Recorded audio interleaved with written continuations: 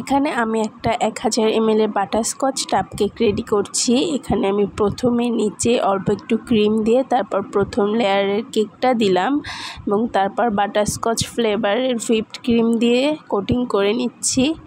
এবার দেখুন আমি একটা ক্যারামেল সস এবং প্রালিন দুটো একসাথে বানিয়ে মিক্স করে রেখেছি, মানে দুটো আলাদাই বানিয়েছিলাম, পরে একসাথে দেওয়ার সুবিধার জন্য আমি একসাথে মিক্স করে রেখেছি। সেটা দেখুন কতটা বেশি পরিমাণে দিলাম। আপনারা অনেকেই বাটারস্কচ কেক বানান, কিন্তু বাটারস্কচের যে ক্যারামেল সস এবং প্রালিন এটা মেইন, সেটা দেন না অনেকেই। তো ওইটার জন্য কিন্তু বাটারস্কচের মেইন টেস্টটা পাওয়া যায়। তো আপনারা অবশ্যই চেষ্টা করবেন বাটারস্কচের ক্যারামেল সস এবং প্রালিনটা দেওয়ার জন্য।